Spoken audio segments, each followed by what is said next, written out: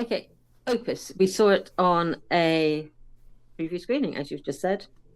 It is about an eccentric musician who has been in um, semi-seclusion for a number of years, and he has announced that he's going to do his magnificent comeback album. That he's gonna. He has known as the debutante. He has got other personas. He's flamboyant. He's extravagant. He's regarded as being a musical genius, but he's sort of been out of sight for a number of years. And to launch this brand new album, he has invited certain people to come to his retreat to be introduced to the music, like one track at a time, where there's like a set piece where the music and then it's sort of this drip fed of this new album. And these sort of six different people go there. We see them at the beginning. One of them is our main protagonist, is a young journalist. She's 27. She's been sort of struggling to get out of the rut that she's been in the magazine. She's got the ideas, she's got the talent, but she just can't get past that pitch stage where she's actually allowed to write articles. And for some reason, not to no one at all, she has been invited to this launch, as well as her head editor. Her editor is one of those sort of big, sort of quite flashy men who, Hmm. when he hears a good pitch, he goes, "Excellent, I'll write that. You take the notes, you give me your research, and then I'll write it and I'll present it." And she goes, "Well, could I write it?" No, no, no. You know, you do your job and I'll do my job, and my job is to do this. And so she's always kept in her rut. And then alongside that, there is a television presenter, there's an influencer, there's a paparazza who's sort of well known in the business as like the most well known female Yep. photographer of celebrities. And then there's someone who used to be a bit of a rival back in the day. So Mm. these six people then arrive at this compound, and as they get there, it's an enclosed community. And when they arrive, they're asked to sort of hand over their phones so that nothing can be sort of leaked before the release of this album. Yeah. And they look around them, and it's loads of it. So this it's not just a compound where he lives, like his own estate. It's in the middle of like a sort of deserty area in America. I'm not quite sure where. And everyone around them is full of people. It's like an artistic community where everyone wears blue, Hmm.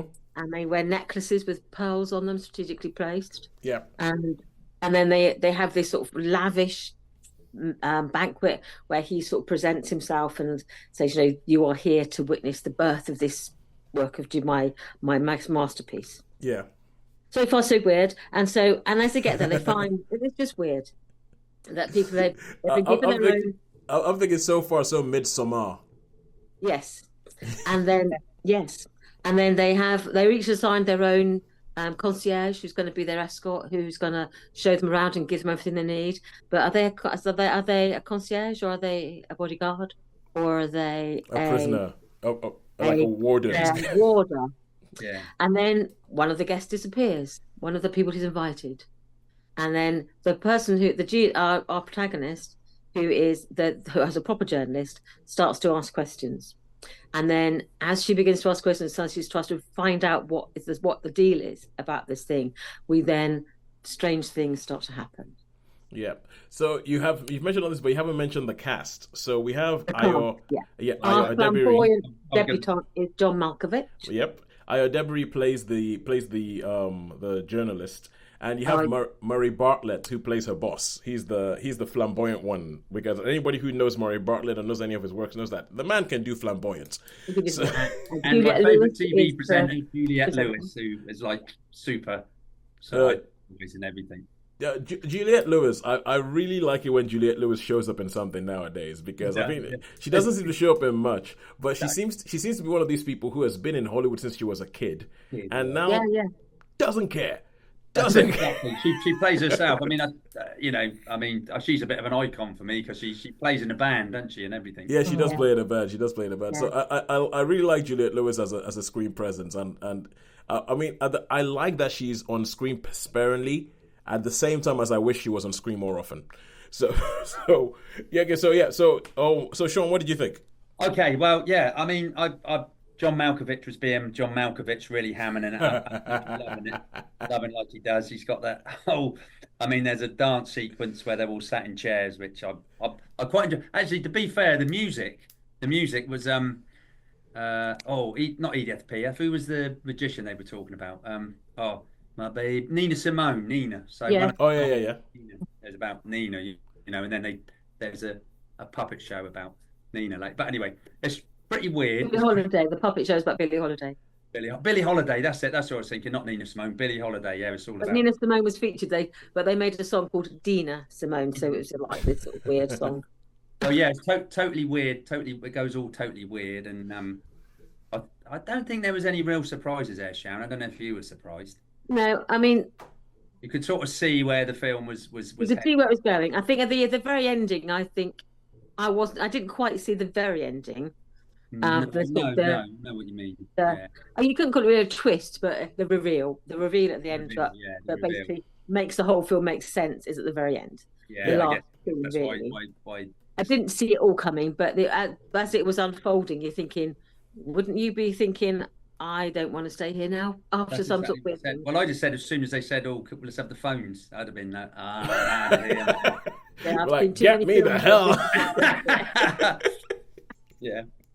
But yeah, so yeah, it was pretty weird. I was trying to work this one out. I think we both were, weren't we, Sharon? I was trying to work this out with, I had because I write down when I get home the films I've seen, and I give them a sort of initial rating when I get in, and then when I sort of think about it again, I think sometimes I revise my initial rating up, and sometimes I revise it down. And yesterday I sort of was torn between two ratings, but today I'm thinking I'm going to rate it down because the fact that I haven't thought about it. The fact that I watched it and it's like, even though I think it's probably thinks it's cleverer than it actually is. Yeah. So when I got the reveal, I was like, oh, that was interesting, and it's gone. It hasn't lingered in my mind. It hasn't made me think, well, that was is that a sort of holding a mirror up to our society? None of that. So I think it probably thinks it's more clever than it is. So to me, it was entertaining. It was interesting. A couple of twists, a couple of turns, a couple of things. It's like going, okay, that's a bit different. I would say there's some grotesquerie in it, and some of the grotesque, I was a bit like, whoa, that's a bit different, but not that different that it's not. You can just sort of go, So I would give. To me, it was a 3, and had some interesting ideas, but yeah, nothing new and nothing. That would probably make me remember it after a couple of weeks. All right, cool. Good stuff. Sean? Okay, yeah. So I think this was a vessel for John Malkovich, just to be totally over the top. And pretty much for Sharon. I didn't, to be fair, I didn't. We spoke about when we come out, and I was thinking, I'm not really sure I made of that, not really. But you're right, I haven't thought about it all day up until probably about this moment when I said there. So yeah, I'm gonna totally agree with Sharon here, and this is going to be a 3 because I didn't dislike it. No, there's not enough about it to hate.